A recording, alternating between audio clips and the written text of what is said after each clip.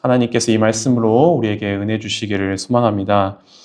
지난 1월 20일은 1년 가운데 가장 춥다고 한 대안이었습니다.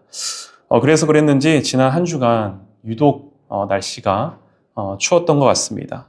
아침에 문을 열고 밖으로 나오면 정말로 날씨가 춥다라고 말이 나올 정도였습니다. 그런데 여러분, 재밌는 건 이 대안을 지나면 달력은 또 어느새 입춘을 향해 나아가고 있다는 사실입니다. 아직은 바람이 매섭게 차갑고 또 언제쯤 이 추위가 물러날까 그런 생각이 들지만, 그럼에도 불구하고 계절은 이미 또 다음을 준비하고 있는 거죠. 겉으로 보면 여전히 겨울입니다. 여전히 눈에 보이는 풍경도, 그리고 몸으로 느껴지는 공기도 아직은 한겨울 한가운데 있습니다.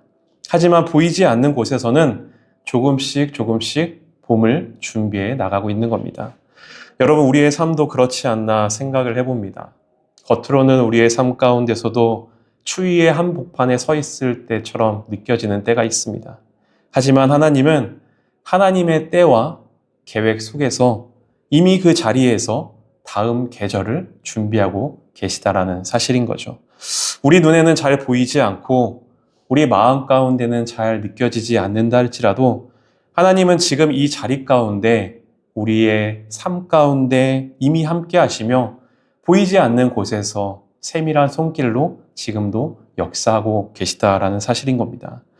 여러분, 오늘 본문에 나오는 예수님의 말씀, 예수님은 당신의 사역을 아주 단순한 한 문장으로 이렇게 설명하고 계십니다. 인자가 온 것은 섬김을 받으려 함이 아니라 도리어 섬기려 하고 자기 목숨을 많은 사람들의 대속물로 주려 함이니라. 예수님은 자신이 무엇을 이루셨는지를 먼저 말씀하시지 않으셨습니다. 얼마나 많은 사람들을 모았는지, 그리고 또 어떤 성과를 자신이 냈는지에 대해서도 말씀하지 않으시죠. 예수님은 자신이 이 땅에 왜 오셨는가, 그 존재의 이유에 대해서 먼저 말씀하고 계십니다. 오늘 이 말씀을 통해 우리 또한 어떤 존재로 각자의 삶의 자리 가운데, 그리고 또 이 자리 가운데 우리가 서 있는지를 함께 돌아보길 원합니다. 먼저 예수님은 오늘 말씀에서 인자가 온 것은 이라고 표현하고 있습니다. 여러분, 이 짧은 표현 안에는 아주 깊은 신학적인 의미가 담겨 있습니다. 우리 예수님은 하늘 어딘가에 머물러 계신 그런 하나님이 아니라 우리가 살아가는 이 땅에 완전한 인간으로 오신 하나님이라고 하는 사실인 겁니다. 신학적으로 우리는 이것을 인카네이션, 곧 성육신이라고 말합니다. 하나님께서 사람의 몸을 입고 우리 사람의 시간과 공간 가운데로, 그 안으로 들어오셨다라는 고백인 거죠. 그런데 중요한 것은 그런 예수님께서 이 땅에 오시되 어떤 자리로 오셨는가라는 겁니다. 예수님은 결코 안전한 자리로 오지 않으셨습니다.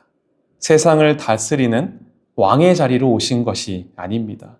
혹은 깨끗하게 정돈된 종교의 중심에 오시지도 않았습니다.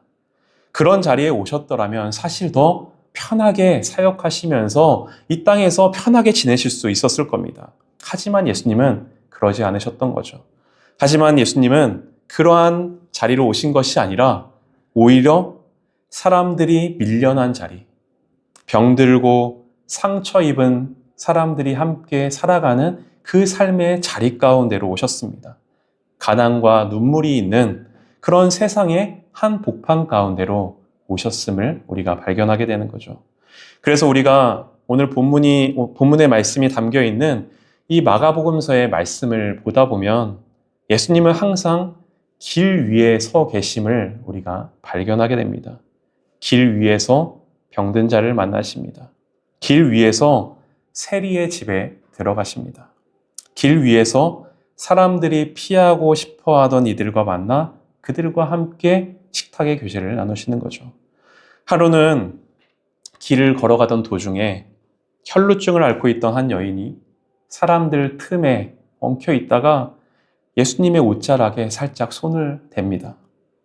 이 여인은 이 병으로 인해 12해 동안이나 사람들에게서 그리고 그 마을 공동체에서 밀려난 그런 사람이었죠. 보이지 않는 존재처럼 그렇게 살아갈 수밖에 없는 사람이었습니다. 하지만 예수님은 그 길 위에서 만난 이 여인을 외면하지 않으시고 그 길 위에서 발걸음을 멈추어 서십니다. 그리고 그 여인이 홀로 외로이 서 있는 고통의 그 자리 한복판으로 직접 들어가시는 거죠. 여러분, 이것이 예수님이 이 땅 가운데 오셔서 살아가신 방식인 겁니다. 멀리서 지켜보는 하나님이 아니라 말로만 사랑한다라고 고백하는 그런 하나님이 아니라 우리와 같은 인간의 몸을 입고 삶의 한복판으로 들어오신 것이 바로 하나님의 방식인 거죠.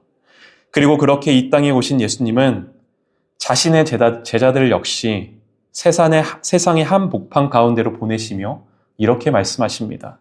아버지께서 나를 보내신 것 같이 나도 너희를 보내노라 라고 말씀하십니다. 당신이 살아오신 방식을 제자들 또한 그렇게 살아가기를 원하시며 그렇게 말씀해 주셨던 거죠. 여러분, 다시 말해 예수님의 제자된 우리 또한 그렇게 살아가기를 주님은 원하시는 겁니다. 예수님이 이 땅에 오신 방식이 곧 우리가 살아가야 하는 방식인 거죠.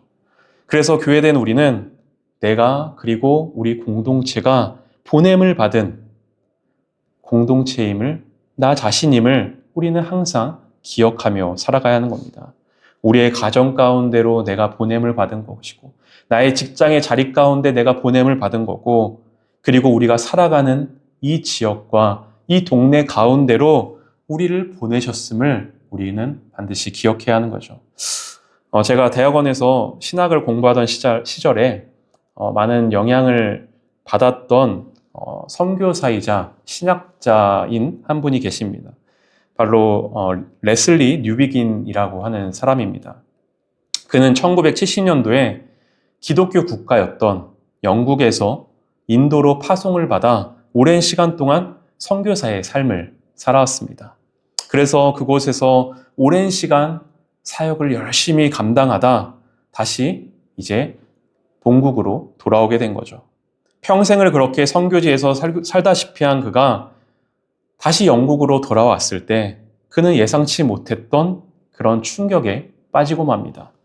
그가 고국으로 돌아와 경험하게 된 자신을 파송해 주었던 이 영국의 교회들이 여전히 교회의 건물 안에 그 안에서만 예배를 드리는데 만족해 있으며 교회의 생명력은 점점 희미해져 가고 있음을 발견하게 됩니다. 교회는 더 이상 도시의 문화를 이끌어가고 사람들에게 공적인 복음을 선포하는 그러한 중심이 아니라 건물 안에 머문 하나의 종교에 머물러 있었던 거죠. 사람들의 일상과 삶의 방향 속에서 하나님의 이야기는 더 이상 들리지 않았던 겁니다. 교회에서 동일하게 복음은 분명히 선포되고 있었지만 사회는 그것을 더 이상 당시 사회는 더 이상 그것을 진리로 받아들이지 않았던 거죠.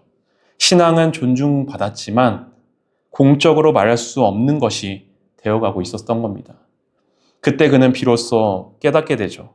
내가 다시 선교사로 살아가야 될 곳은 저 멀리에 있는 나라가 아니라 바로 우리나라구나.